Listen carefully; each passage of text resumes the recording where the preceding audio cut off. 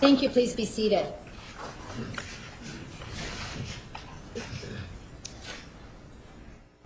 This is CR 2008-031021, State of Arizona versus Jodi Arias. This is the time set for penalty phase trial.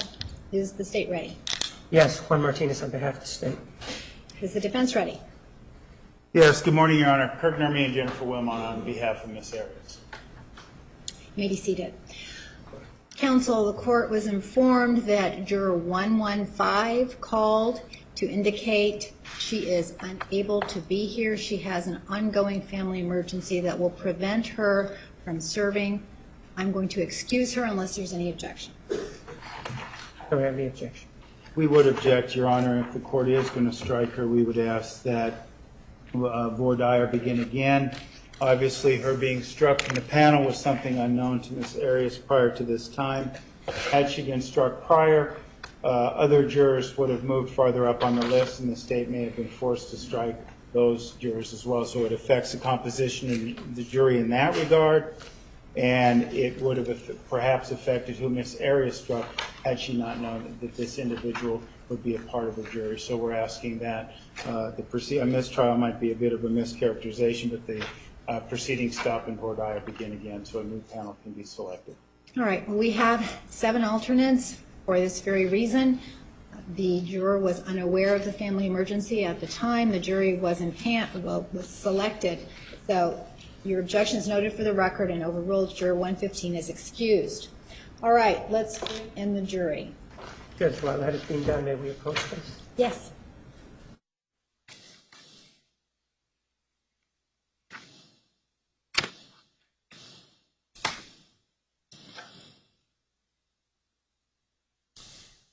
Page 9, as I indicated before, I didn't have to view them, but I approved them.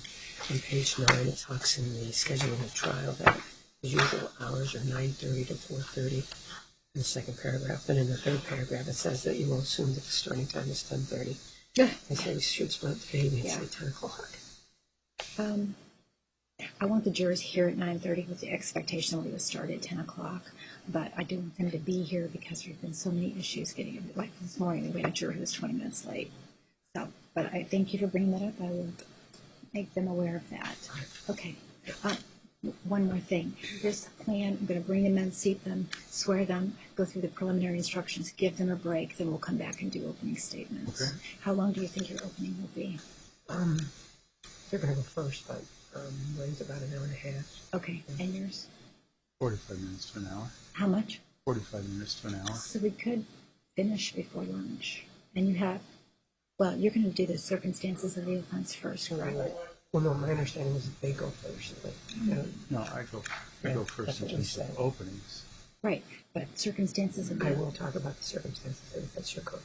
Okay, but you're prepared to have witnesses here today? Yes, Michael Melendez. And... Okay, thank you.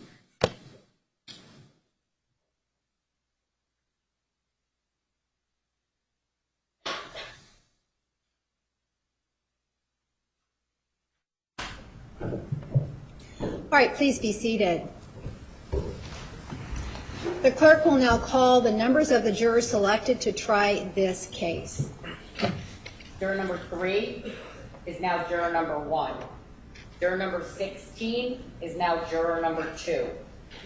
Juror number 26 is now juror number 3. Juror number 29 is now juror number 4.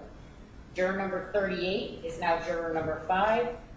Juror number 60 is now juror number 6. Juror number 69 is now juror number 7. Juror number 79 is now juror number 8. Juror number 82 is now juror number 9. Juror number 87 is now juror number 10. Juror number 92 is now juror number 11. Juror number 108 is now juror number 12. Juror number 114 is now juror 13. Juror number 116 is now juror 15. Juror number 130 is now juror 16. Juror number 138 is now juror number 17.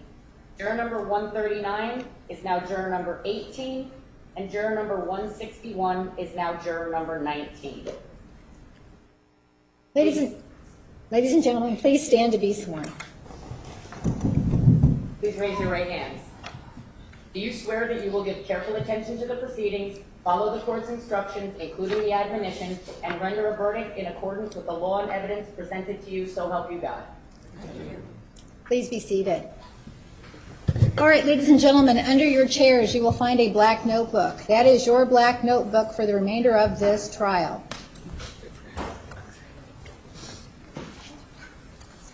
Inside your notebook, there is a document called Preliminary Penalty Phase Instructions.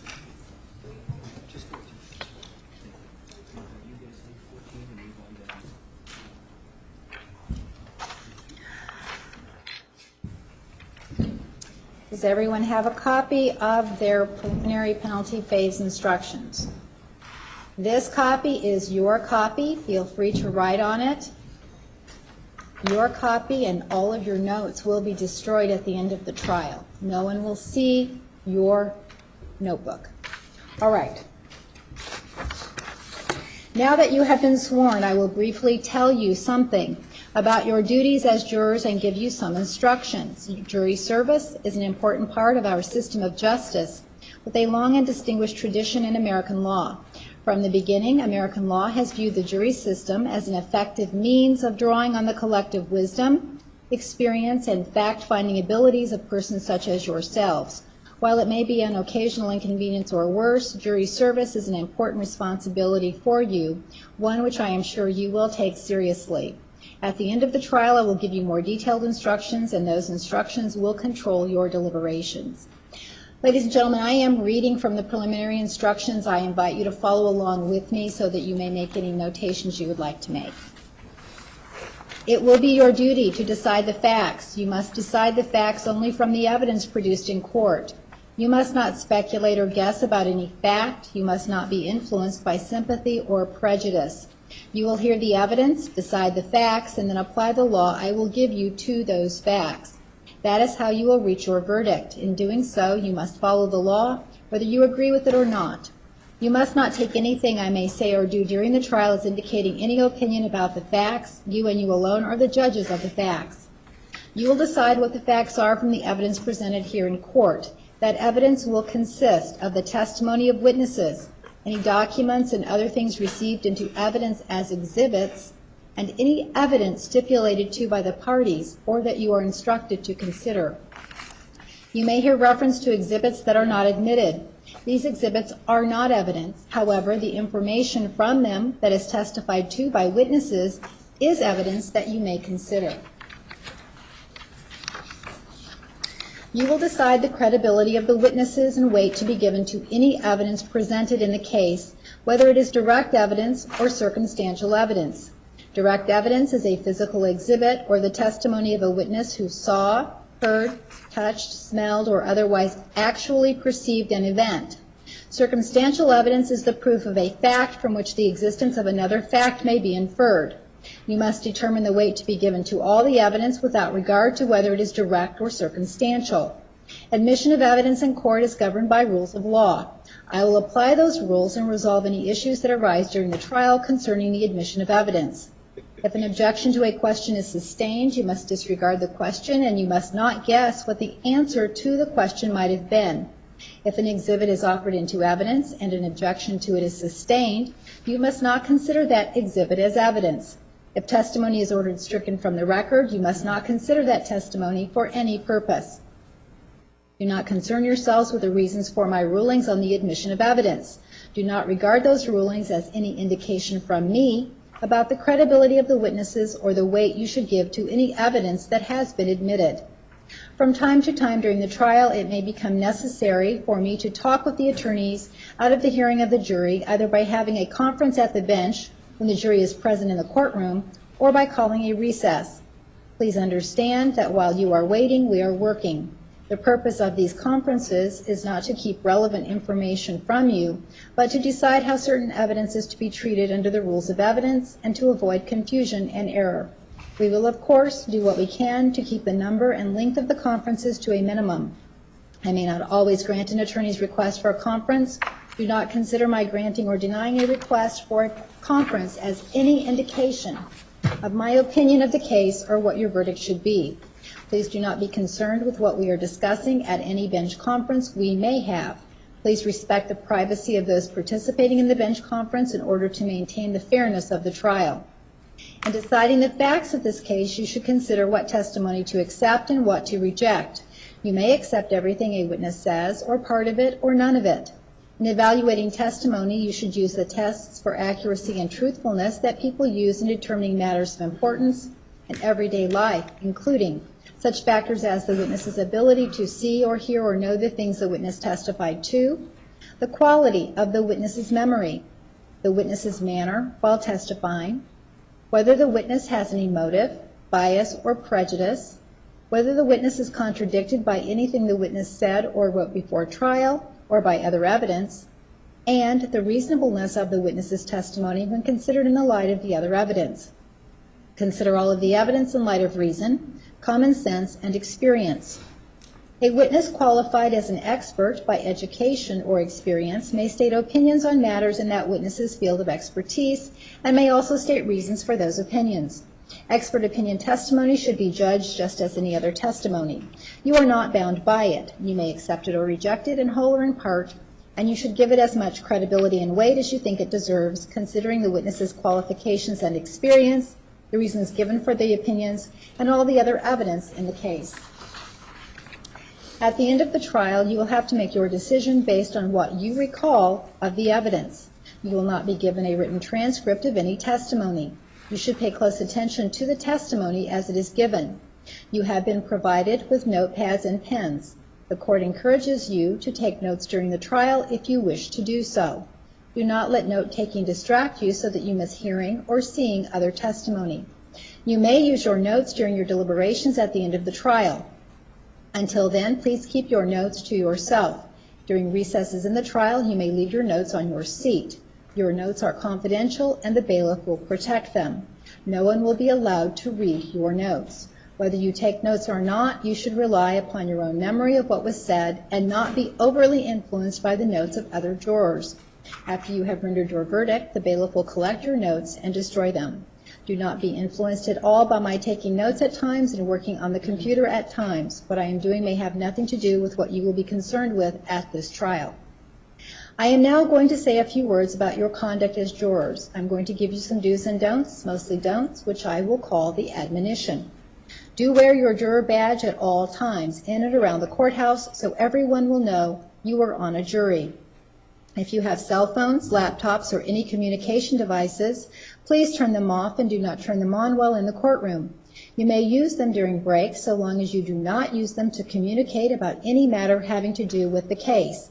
You are not permitted to take notes with laptops, Blackberries, tape recorders, or any other electronic device. You are only permitted to take notes on a notepad provided by the court. Devices that can take pictures are prohibited and may not be used for any purpose. Each of you has gained knowledge and information from the experiences you have had prior to this trial. However, once this trial has begun, you are to determine the facts of this case only from the evidence presented in this courtroom.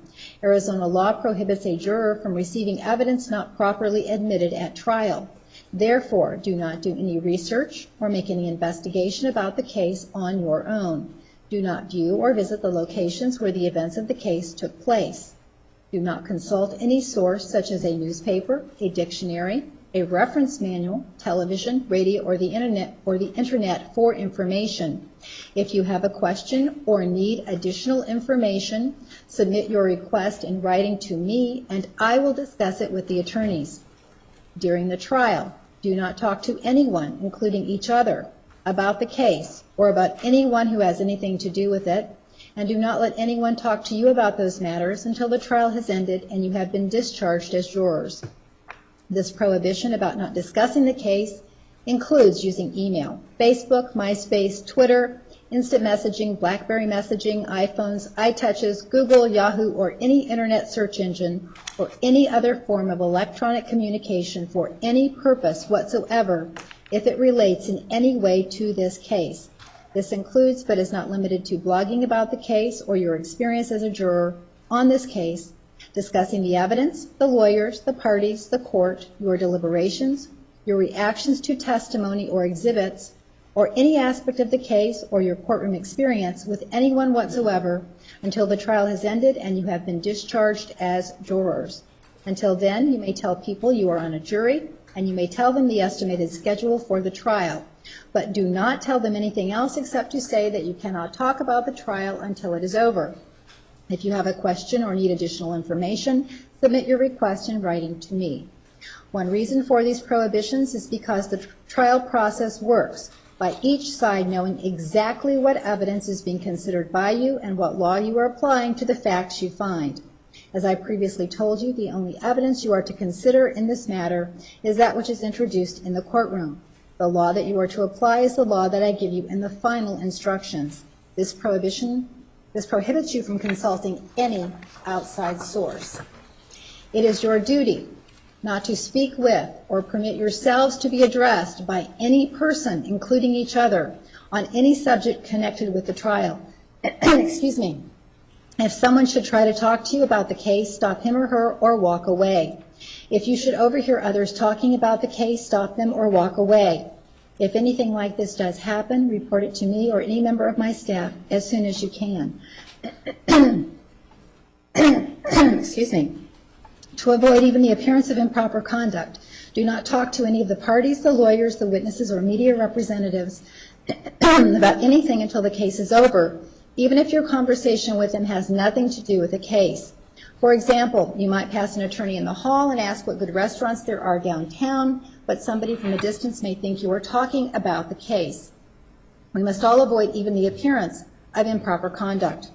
The lawyers and parties have been given the same instruction about not speaking with you jurors, so do not think they are being unfriendly to you if they do not speak to you. When you go home tonight and family and friends ask what the case is about, remember you cannot speak with them about the case. All you can tell them is that you are on a jury, the estimated schedule for the trial, and that you cannot talk about the case until it is over. In a criminal case, the jurors are not permitted to discuss the evidence until all of the evidence has been presented and the jurors have retired to deliberate on the verdict at the end of the trial. Therefore, during breaks and recesses, whether you are assembled in the jury room or not, you shall not discuss any aspect of the case with each other until the case is submitted to you for your deliberations at the end of the trial. Again, if you have a question or need additional information, submit your request in writing to me, and I will discuss it with the attorneys. Do not form final opinions about any fact or about the outcome of the case until you have heard and considered all of the evidence, the closing arguments, and the rest of the instructions I will give you on the law. Keep an open mind during the trial. Form your final opinions only after you have had an opportunity to discuss the case with each other in the jury room at the end of the trial. Before each recess, I will not repeat the admonition I have just given you. I will probably ask you to remember the admonition.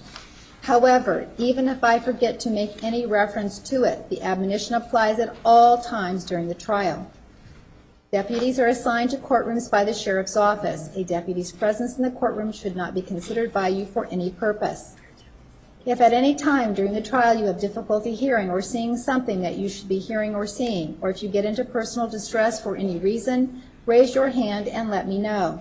If you have any questions about parking, restaurants, or other matters relating to jury service, feel free to ask one of the court staff. The admonition applies to court staff, including me, so do not try to discuss the case with court staff. In Arizona, jurors are allowed to ask questions of witnesses. If you have a question about the case for a witness, write it down on a form we will provide you, but do not sign the form. Before the witness leaves the stand, I will ask if there are any juror questions. If you have a question, I will ask you to hand the question to the bailiff or place it in the wire basket located on the bar in front of the jury box. You are to submit the question independently, and you are not to discuss the question among yourselves before submitting it. The purpose of a question is to clarify the evidence that has been presented. It is not to explore theories of your own. Additionally, please review your question before submitting it to make sure the witness has not answered the question after you wrote it down. The lawyers and I will discuss the question. The rules of evidence or other rules of law may prevent some questions from being asked. If the rules permit the question and the answer is available, an answer will be given at the earliest opportunity. When we do not ask a question, it is no reflection on the person submitting it. You should attach no significance to the failure to ask a question. I will apply the same legal standards to your questions as I do to the questions asked by the lawyers. If a particular question is not asked, please do not guess why or what the answer might have been. The trial is expected to last through December 18th.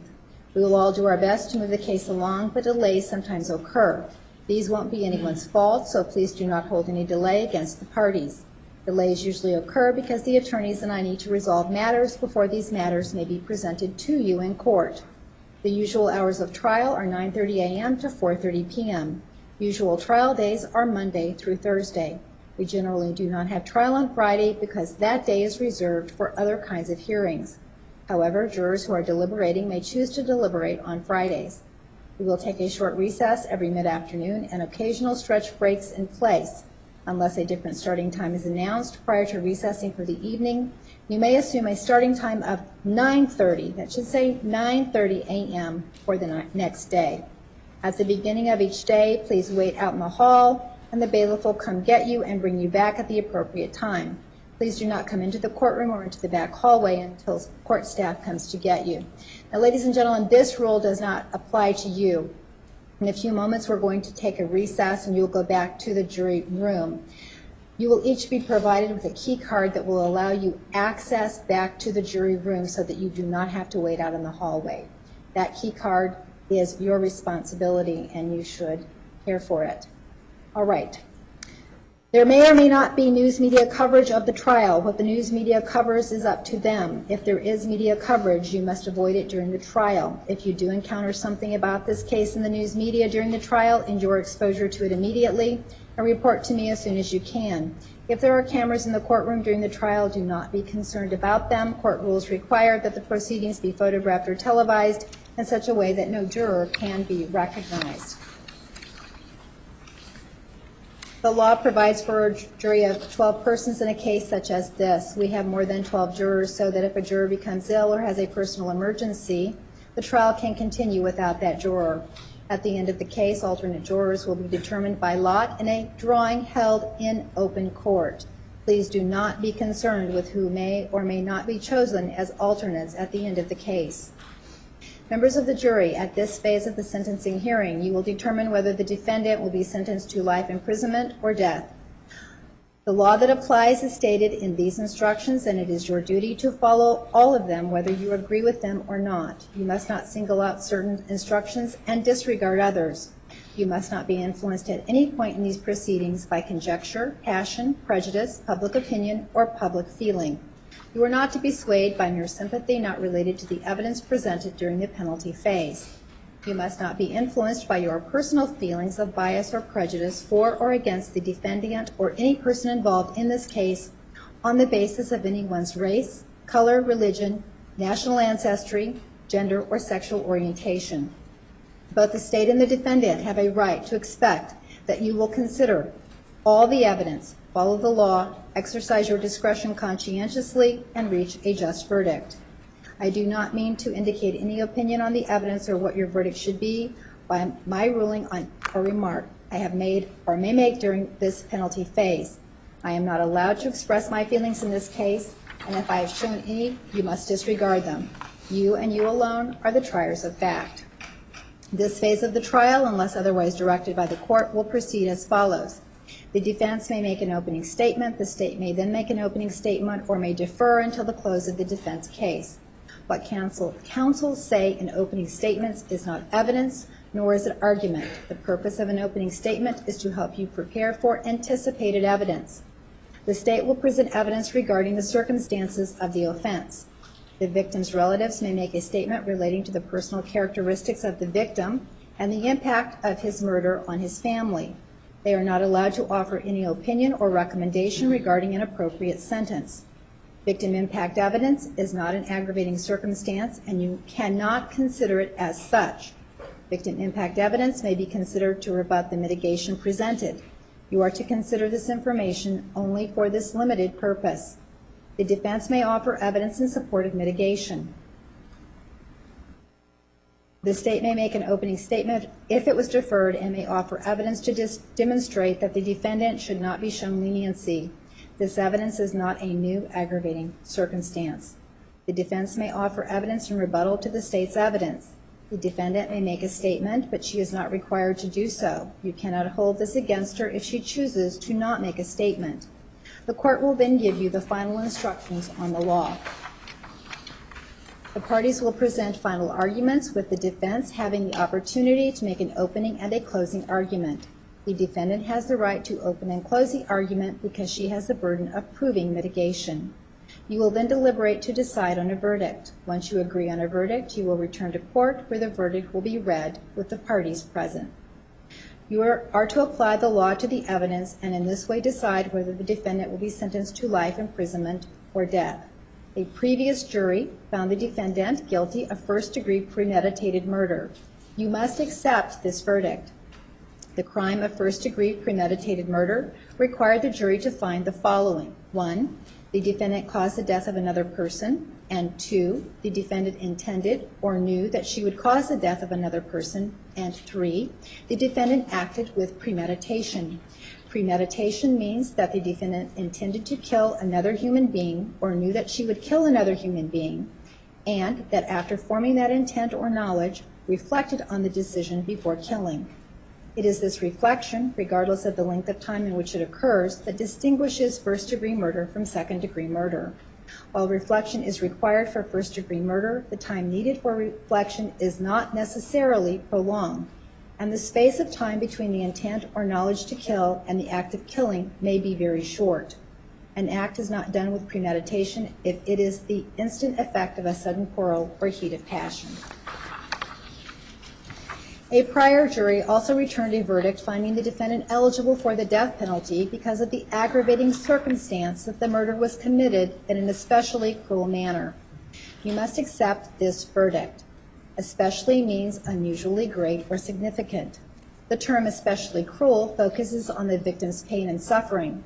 To find that the murder was committed in an especially cruel manner, the jury found the state proved 1, the victim consciously suffered physical or mental pain, distress, or anguish prior to death, and 2, the defendant must know or should have known that the victim would suffer.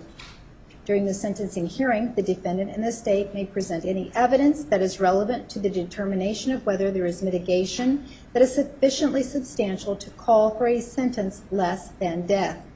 The state may also present any evidence that demonstrates that the defendant should not be shown leniency, which means a sentence less than death. Mitigating circumstances may be found from any evidence presented during the trial, during the first part of the sentencing hearing, or during the second part of the sentencing hearing. You should consider all of the evidence without regard to which party presented it. Each party is entitled to consideration of the evidence, whether produced by that party or by another party.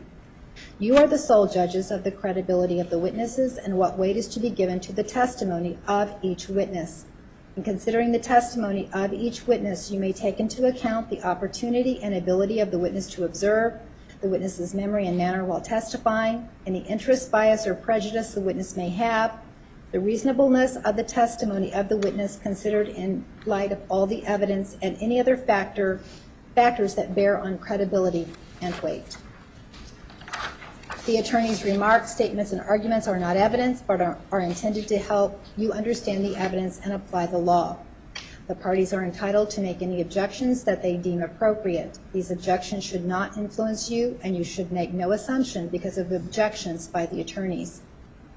Mitigating circumstances are any factors that are a basis for a life sentence instead of a death sentence, so long as they relate to any sympathetic or other aspect of the defendant's character, propensity, history, or record, or circumstances of the offense. Mitigating circumstances are not an excuse or justification for the offense, but are factors that in fairness or mercy may reduce the defendant's moral culpability. Mitigating circumstances may be offered by the defendant or state or be apparent from the evidence presented at any phase of these proceedings. You are not required to find that there is a connection between a mitigating circumstance and the crime committed in order to consider the mitigation evidence. Any connection or lack of connection may impact the quality and strength of the mitigation evidence. You must disregard any jury instruction given to you at any other phase of this trial that conflicts with this principle. The circumstances proposed as mitigation by defendant Jodi Arias for your consideration in this case are: 1. Ms. Arias has no prior criminal history. Number 2, Ms. Arias was just 27 years old when she committed her offense. Number 3, Ms. Arias is remorseful for her conduct. Number 4, Ms. Arias suffered both physical and emotional abuse as a child. Number 5, Ms. Arias suffered both physical and emotional abuse during her relationship with Mr. Alexander.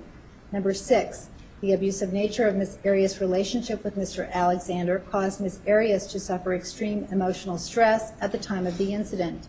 Number 7, Ms. Arias has been diagnosed with post-traumatic stress disorder. Number 8, Ms. Arias has been diagnosed with borderline personality disorder. Number 9, Ms. Arias' psychological makeup impaired her ability to cope with the tumultuous relationship she had with Mr. Alexander. You are not limited to these proposed mitigating circumstances in considering the appropriate sentence. You also may consider anything related to the defendant's character, propensity, history or record, or circumstances of the offense. The fact that the defendant has been convicted of first-degree premeditated murder is unrelated to the existence of mitigating circumstances. You must give independent consideration to all of the evidence concerning mitigating circumstances, despite the conviction. The defendant's age may be a mitigating circumstance. Age is not limited solely to chronological age. You may also consider, but are not limited to considering, the defendant's level of intelligence, maturity, ability to be manipulated by others, involvement in the crime, and past experience when determining whether this mitigating circumstance exists. If any juror finds, by a preponderance of the evidence, that the defendant's age was a mitigating circumstance, then that juror shall consider the defendant's age when determining whether to sentence the defendant to life imprisonment or death. The effect you give to any mitigation is left to your sound discretion in determining whether there are mitigating circumstances sufficiently substantial to call for leniency. You do not need to unanimously agree on a particular mitigating circumstance. Each one of you must decide individually whether any mitigating circumstance exists. You are not limited to the mitigating circumstances offered by the defendant. You must also consider any other information that you find is relevant in determining whether to impose a life sentence, so long as it relates to an aspect of the defendant's background, character, propensities, record, or circumstances of the offense. The defendant bears the burden of proving the existence of any mitigating circumstance that the defendant offers by a preponderance of the evidence. That is, although the defendant need not prove its existence beyond a reasonable doubt, the defendant must convince you by the evidence presented that it is more probably true than not true that such a mitigating circumstance exists. In proving a mitigating circumstance, the defendant may rely on any evidence already presented and is not required to present additional evidence. You individually determine whether mitigation exists. In light of the aggravating circumstance found, you must then individually determine if the total of the mitigation is sufficiently substantial to call for leniency. Sufficiently substantial to call for leniency means that mitigation must be of such quality or value that it is adequate, in the opinion of an individual juror, to persuade that juror to vote for a sentence of life in prison.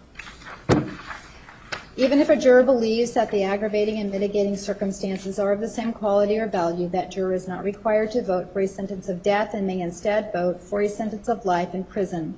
A juror may find mitigation and impose a life sentence even if the defendant does not present any mitigation evidence. A mitigating factor that motivates one juror to vote for a sentence of life in prison may be evaluated by another juror as not having been proved, or if proved, as not significant to the assessment of the appropriate penalty. In other words, each of you must determine whether in your individual assessment the mitigation is of such quality or value that it warrants leniency in this case. The law does not presume what is the appropriate sentence. The defendant does not have the burden of proving that life is the appropriate sentence. The state does not have the burden of proving that death is the appropriate sentence. It is for you as jurors to decide what you individually believe is the appropriate sentence. In reaching a reasoned, moral judgment about which sentence is justified and appropriate, you must decide how compelling or persuasive the totality of the mitigating factors is when compared against the totality of the aggravating factors and the facts and circumstances of the case. This assessment is not a mathematical one, but instead must be made in light of each juror's individual, qualitative evaluation of the facts of the case, the severity of the aggravating factors, and the quality of the mitigating factors found by each juror. If you unanimously agree there is mitigation sufficiently substantial to call for leniency, then you shall return a verdict of life. If you unanimously agree there is no mitigation or the mitigation is not sufficiently substantial to call for leniency, then you shall return a verdict of death. Your decision is not a recommendation. Your decision is binding. A relative of the victim can make a statement relating to personal characteristics and uniqueness of the victim and the impact of the murder on the victim's family. You may consider this information to the extent that it rebuts mitigation. You may not consider the information as a new aggravating circumstance. You must decide the appropriate sentence based on the facts of the case and by applying these jury instructions. You must not consider the financial cost of any possible punishment when deciding whether to sentence the defendant to life in prison or death. The rules of law and instructions that I have just shared with you are preliminary only. At the conclusion of the evidence and after the attorneys have completed closing arguments, I will give you final and more detailed instructions that you must follow in your deliberations. At this time, ladies and gentlemen, we're going to take a 10-minute recess. Bailiff will take you back to the jury room. Please remember the admonition. You are excused. All rise to the jury.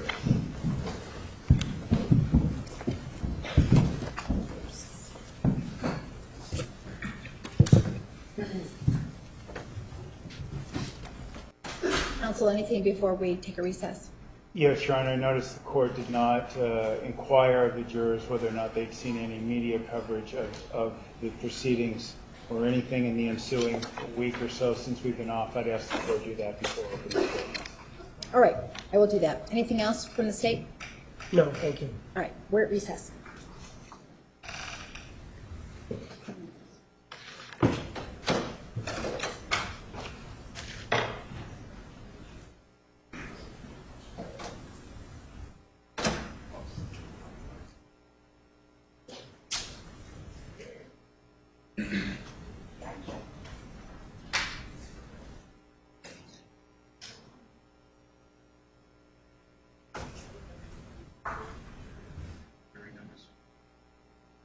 Right.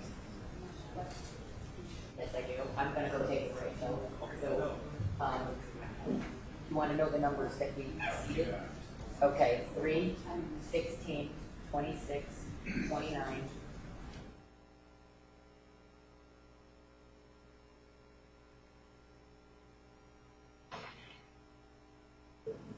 14 was the one that was excused. Because it was juror number 115 was excused, that would have been juror 14.